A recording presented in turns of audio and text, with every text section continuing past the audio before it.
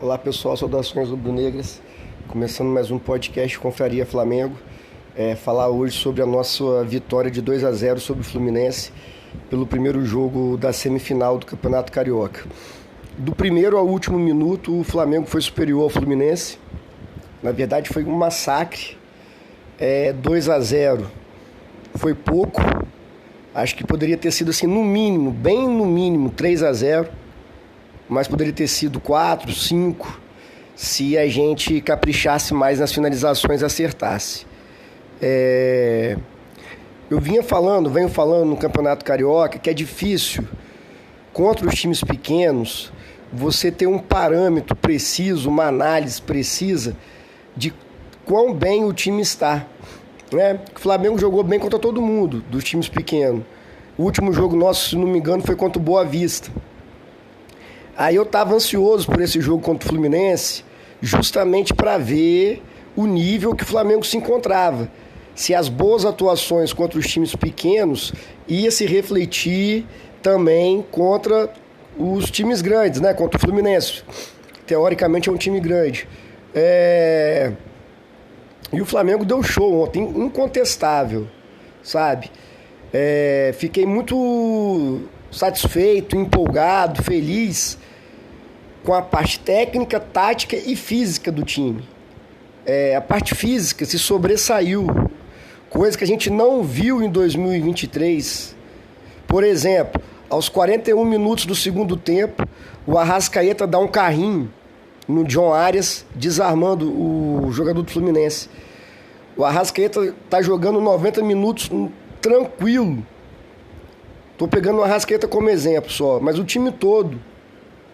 E isso, trabalho bem feito, preparação física bem feita, uma pré-temporada com profissionais bons, capacitados e bem feita. Isso mostra que um trabalho sério vai dar frutos. 2023, só para o Flamengo ficou 60 dias de férias. Voltando para 2024, que é o que importa. Então, com 15 minutos de jogo, o Flamengo já tinha perdido 3 gols cara a cara com o goleiro do Fluminense. Um volume de jogo absurdo. Outra coisa também, o time totalmente encaixado, sabe o que fazer.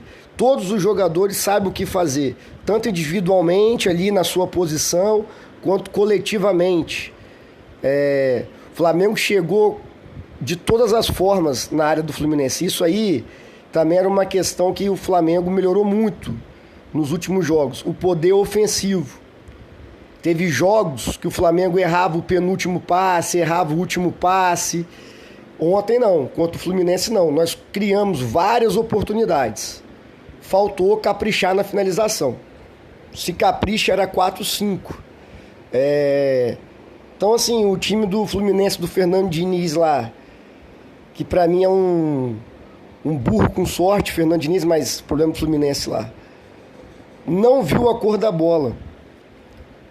O Flamengo sufocou a saída de bola do Fluminense. Agora eu queria fazer um parênteses rapidinho aqui.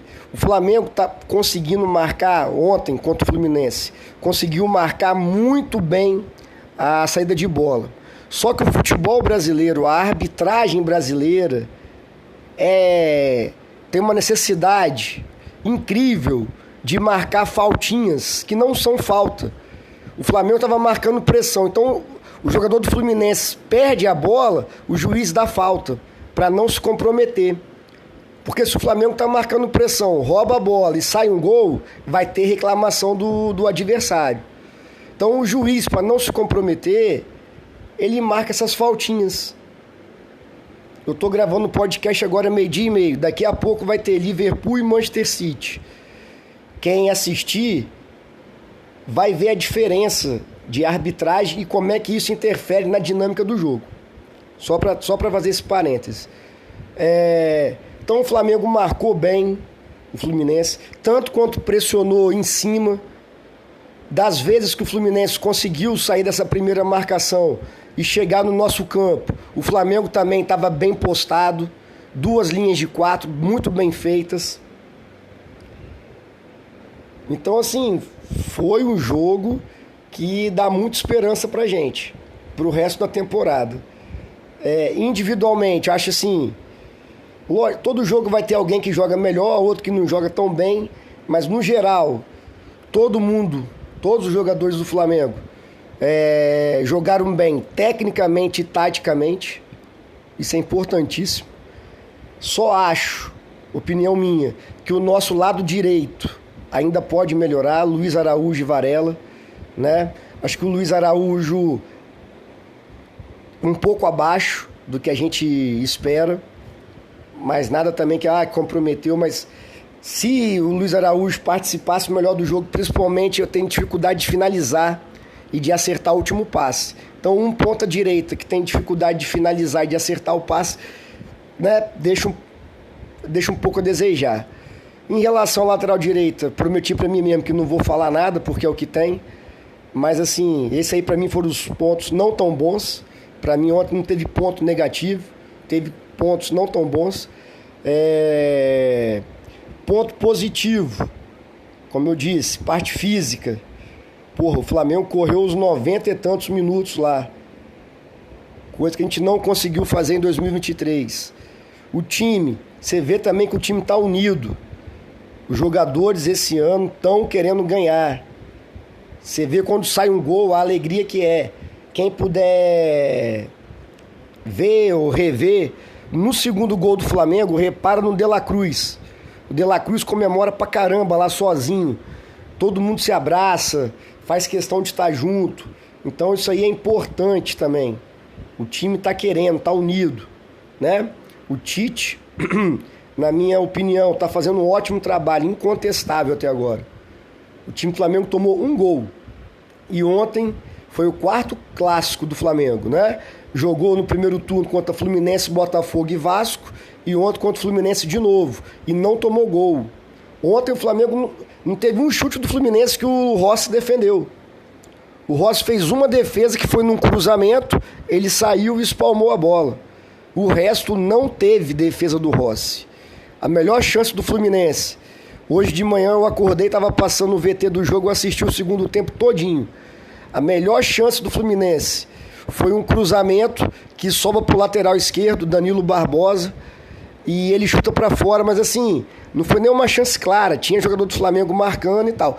Porque também o Flamengo vai ser atacado. Não tem como o Flamengo passar 90 minutos jogando um clássico e não ser atacado. A grande diferença de 2024 é que o Flamengo não facilita para o adversário. Isso aí é uma melhora significativa do ano passado, muito grande, sabe? Então o Flamengo não tá tomando gol, na frente vai resolver, mano. É o que aconteceu ontem. Porra, o Pedro tem uma bola que ele domina no peito, dá de bicicleta e pega na trave. Jogadaça. Eu não vou nem ficar aqui falando todos os gols que o Flamengo perdeu, mas foram muitos. Pedro perdeu gol, o De La Cruz perdeu um gol incrível. Sim, várias chances criadas, várias. Não foi assim uma ou duas, foram várias. Me lembrou muito o jogo de ontem, me lembrou muito em 2019, Flamengo e Grêmio, primeiro jogo da semifinal lá no campo do Grêmio, lá no Sul. Ficou de 1-1 o jogo. Flamengo massacrou o Grêmio, massacrou. Fez 2 ou 3 gols, estava impedido milimetricamente, estava impedido mesmo. Mas coisinha pouca, detalhe. E no segundo jogo, no Maracanã, foi aquele massacre de 5-0. Quando estava 1-0, me lembrou muito aquele jogo. Falei, não é possível, gente, que o Flamengo não vai fazer mais gols. E conseguiu fazer o segundo gol numa jogadaça do Arrascaeta. Bate o escanteio pro De La Cruz. O De La Cruz, jogadaça, ele não domina a bola, ele deixa a bola vir, finge que vai cruzar, devolve no Arrascaeta, o Arrascaeta bota a bola com a mão, na cabeça do Pedro, né? Então, assim, volume de jogo do Flamengo absurdo, absurdo. O time objetivo também, né? Não é um time que estava muito lento, o Flamengo era um time lento, chutões pra frente, não. Isso estou falando de 2023, né? O time do Tite é um time ágil, veloz, consegue chegar no gol adversário de forma rápida, certo? Então é outro ponto positivo.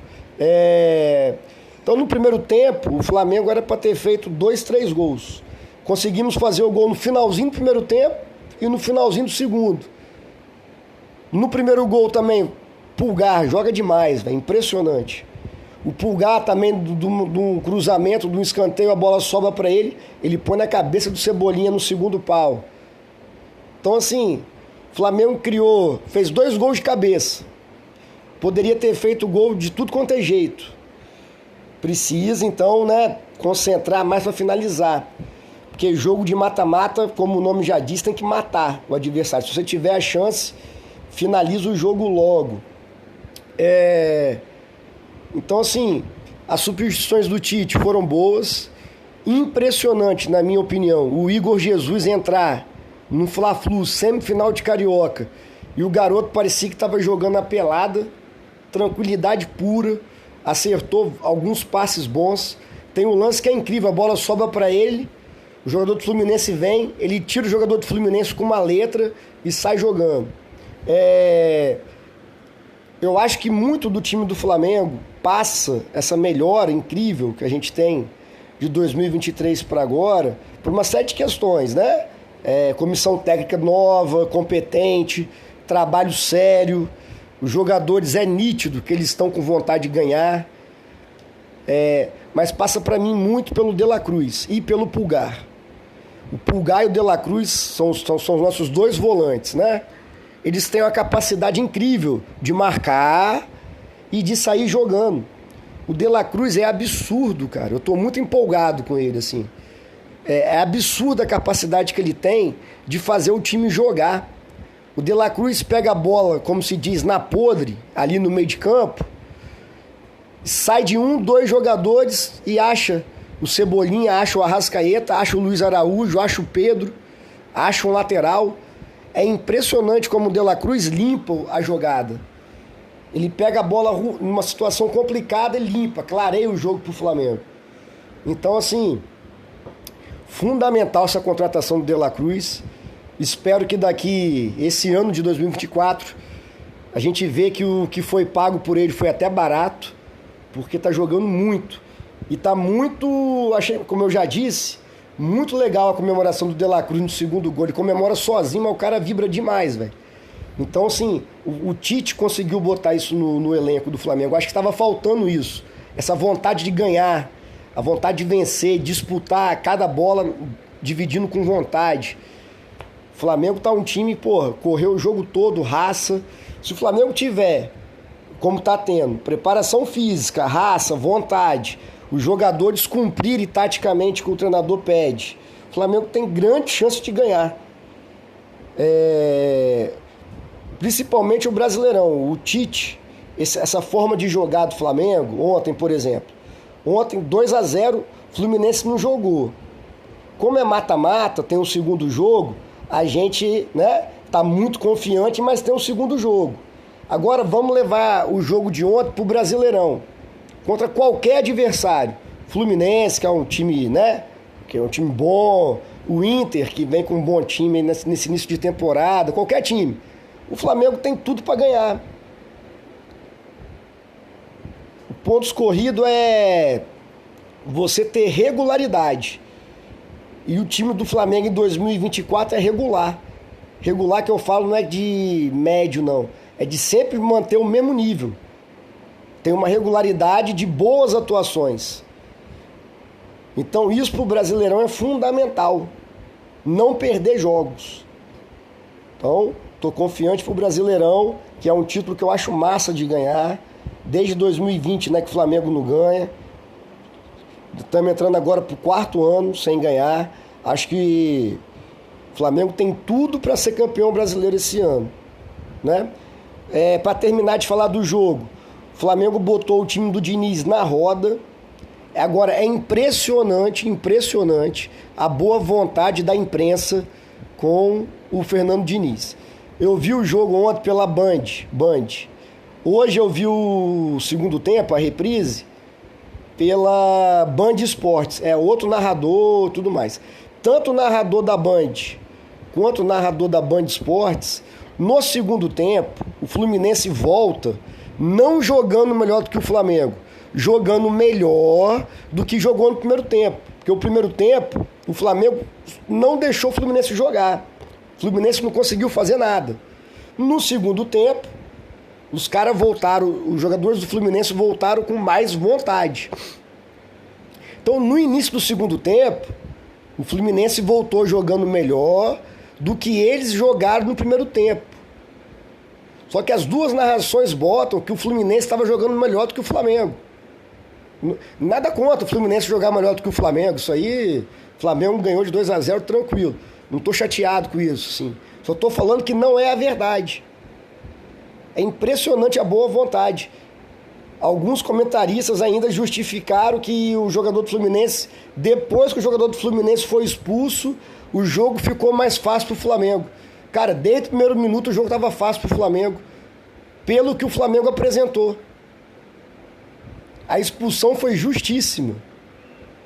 A arbitragem, volto a repetir, a arbitragem brasileira num todo atrapalha o jogo. O lance é para expulsão. Não pelo fato do Cebolinha estar arrancando sozinho para o contra-ataque, pela intensidade e pela violência da falta. Aí o juiz tem que ir no VAR. Teve um pênalti também para o Flamengo, pênalti. O De La Cruz rouba a bola do Martinelli, o Martinelli vai tentar recuperar a bola e comete pênalti, que não foi marcado. Então, assim, o Fluminense, nos primeiros 10 minutos do primeiro tempo, não jogou melhor do que o Flamengo. Apenas correu mais, teve mais entrega. O que também depois o Flamengo dominou totalmente o jogo. Então tem que tomar cuidado. É uma narrativa de que o Fernando Diniz é bom, o Fernando Diniz é horroroso. O Fernando Diniz e o Fluminense devem uma estátua ao Valência. Lembra do Valência, ano passado, semifinal da Libertadores? Ele conseguiu perder 2 gols praticamente sem goleiro. Então o Fernando Diniz e o asilo que ele montou no Fluminense é isso aí, velho. É um timezinho normal, que deu muita sorte. Ganhou do Boca Juniors, o pior Boca Juniors da história que conseguiu chegar. O Boca Juniors não ganhou nenhum jogo no mata-mata, ganhou tudo nos pênaltis. Na semifinal do Mundial, só não perdeu por incompetência do centroavante lá do time árabe. E na final contra o Manchester City foi humilhado. Só que a narrativa da imprensa é que o time do Fernando Diniz tocou a bola, igual tocou ontem. Goleiro pro lateral direito, pro zagueiro. Nossa, que sufoco. Pode tocar a bola à vontade ali atrás. O Tite, o Flamengo do Tite ontem massacrou na marcação o Fluminense. Se você for ver o jogo, relembrar do jogo, o Fluminense consegue tocar a bola. Goleiro, lateral direito, zagueiro, volante. Aí o Flamengo recuperava a bola. Ou eles davam o lançamento errado, que a nossa zaga saía jogando. Então, assim, gostei muito. Jogou, mas principalmente por ter massacrado o time do Fluminense, que é um engodo. o John Ares deu 2 chutes para trás. O Cano não passa de um chutador. Não tem qualidade técnica nenhuma. Só que eles deram sorte desses caras estarem jogando o que nunca jogaram na vida toda. Eu tô falando do Fluminense, né? Mas assim, me desculpem, é porque me irrita, sabe? Como que a imprensa esportiva tem necessidade de elogiar esse time e não faz uma análise séria do que eles jogam. Mas enfim, falar do Flamengo que é o que importa. Vitória excelente, que dá muita esperança para o Campeonato Carioca, claro, mas para o Brasileirão e para a Libertadores e Copa do Brasil. É um time que já deu liga. E parabéns pro trabalho do Tite até agora, nos 3 aspectos, né? Nas 3 valências, física, técnica e tática. Valeu, pessoal, saudações rubro-negras. Só para lembrar, quem quiser ouvir o podcast no YouTube, também está disponível lá, tá? Só pesquisar podcast Confraria Flamengo, você pode ouvir no YouTube. Valeu, galera, abraço.